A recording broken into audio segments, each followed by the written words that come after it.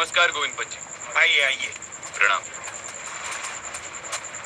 नमस्कार गोविंद पंत जी, आपसे फिर से मिलने का सौभाग्य मिला। मेरा भी सौभाग्य है। आइए।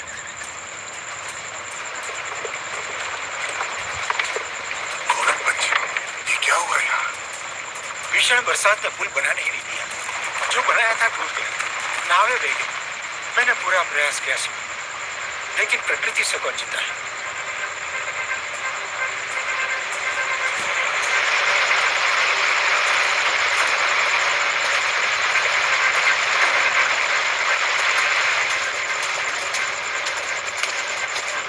जब तक पानी का स्तर नीचे नहीं आ जाता, हम पुल दोबारा बनाना शुरू नहीं कर सकते।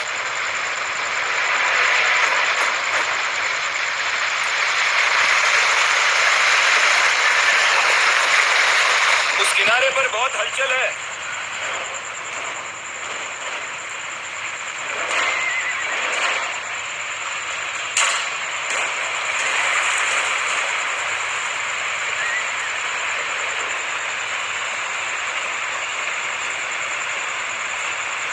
ये अब्दाली की फौज है, नजीबुद्दौला की फौज भी साथ में है।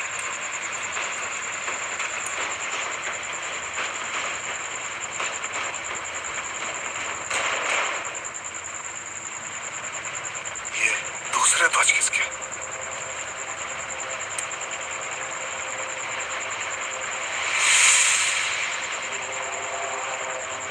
क्षमा करिए, बुरा समाचार है। वो दूसरे ध्वज शुजाउद्दौला के। उसे हाँ कहने के बाद जाहिर है वो पलट गए हैं।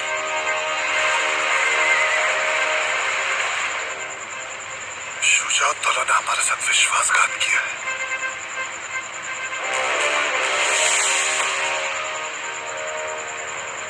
हमारे साथ सूरजबाजी है।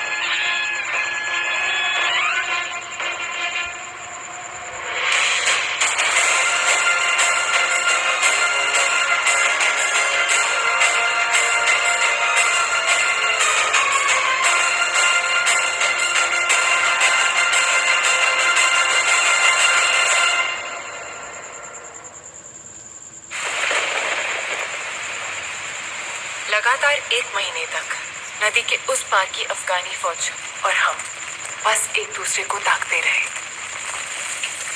जो मुहिम अब तक उमंगों भरी थी, अब अपना भयानक चेहरा दिखाने लगी। श्रीमंत, पुल नहीं बन सकता। बारिश भी रुकने का नाम नहीं ले रही है। बोले पानी कैसे उतरेगा? भोजन और सामग्री भी समाप्त होने के कगार पे है। कब तक प्रतीक्षा करें? श्रीमंत, आज्ञा हो तो मैं एक सुझाव दूं। जी कहिए। मैं समझता हूं हमें वापस लौट जाना चाहिए। अगले वर्ष दोबारा आ जाएंगे, बरसात से पहले। और अब्दाली को लूटपाट और मारकाट करने की खुली छूट दी। हाँ मल्हारराव जी। नहीं, बड़े हुए कदम वापस नहीं लौटते। फिर हम क्या करें?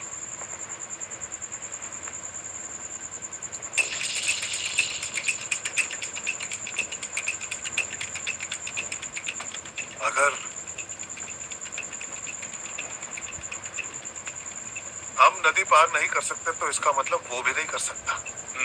हाँ तो हम पीछे लौटने को जहाँ आगे बढ़े। मैं नहीं समझो। राजा जी, हमारी योजना क्या थी? हम रोहिलाबाद में नजीब और अब्दाली को परास्त करके दिल्ली जाएंगे। लेकिन अब क्योंकि हम यमुना पार नहीं कर सकते, हमारे पास आगे बढ़ने का एक ही रास्ता है। हम यमुना के साथ साथ इस किनारे से लगकर दिल्ली की तरफ जाएंगे और दिल्ली हासिल करेंगे।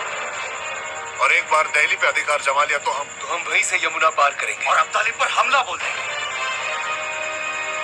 ये बहुत अच्छी योजना है श्रीमंत। अच्छी है, सच ही अच्छी है। लेकिन काका, भोजन सामग्री के बिना हम दिल्ली तक पहुंचेंगे कैसे?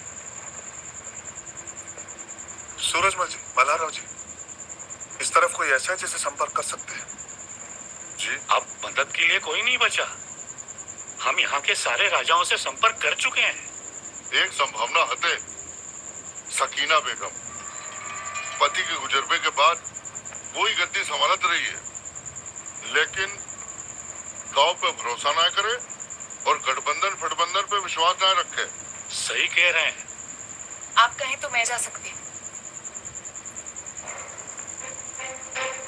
लेकिन वहीनी, वो किसी से मिलती ही नहीं है। एक औरत से मिलने के लिए तैयार हो जाए शायद।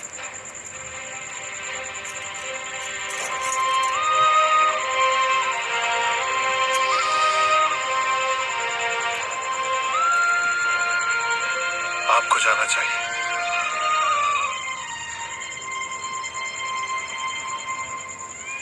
नम्रता और दृढ़ता ऐसी चाबियां हैं जिनसे कोई भी ताला खोला जा सकता है। कई संदेश भेजने के बाद सकीना बेगम मुझसे मिलने के लिए तैयार हो गई।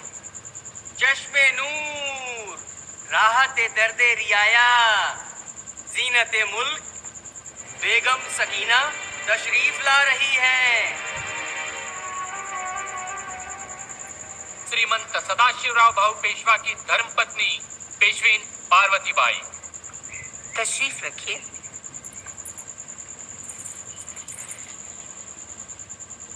मुझसे मिलने के लिए धन्यवाद। आप हमसे क्या चाहते हैं?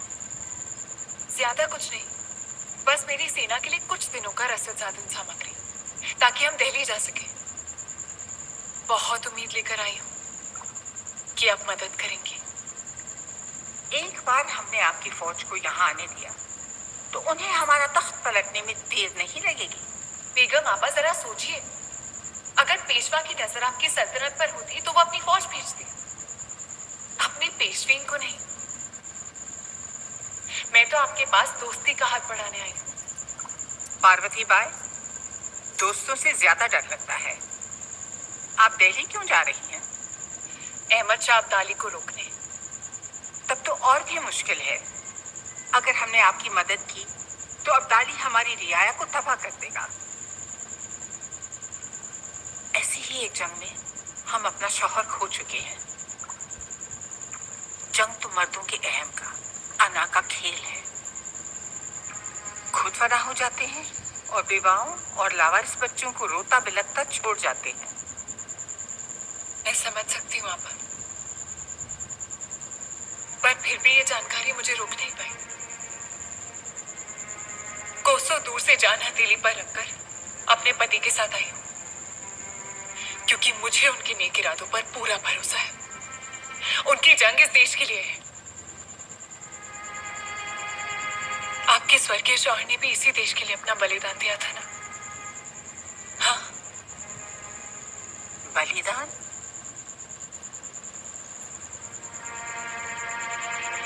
हाँ, बलिदान दिया उन्होंने। और अब आप अपनी रियासत उन्हीं की तरह बखूबी चला रही हैं। हाँ। पापा, मैं जानती हूँ कि ठीक मेरी ही तरह आप भी किसी शाही खानदान से नहीं हैं, और ना ही आप किसी नवाब की बेटी हैं। हम दोनों आम आदमी का दर्द समझते हैं, है ना? जंग में सबसे ज्यादा नुकसान तो उन्हीं का होता है। उन्हें बचाने के लिए हमें एकजुट होना ही पड़ेगा। हमारे मरहूम शौहर का भी यही मानना था,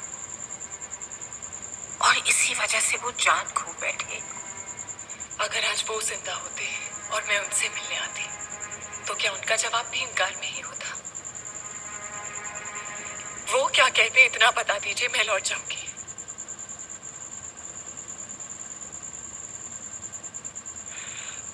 वो कहते, फख्र की बात है पार्वती बाई, आपने उस अब्दाली को रोकने के लिए इतना लंबा फासला तय किया। हमारा ज़मीर अब हमें खामोश रहने की इजाजत कैसे दे सकता है? ऐसा ही कुछ कहते हैं।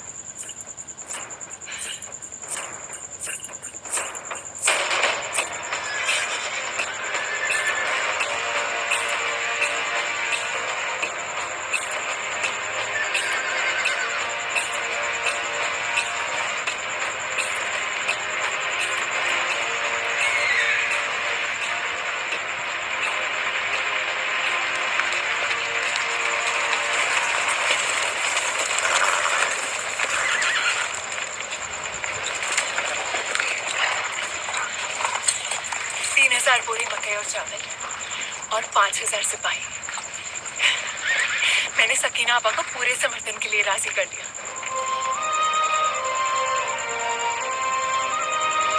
तुम सच में अद्भुत हो पार्वती। हमें अब एक भी पल गंवाना नहीं है।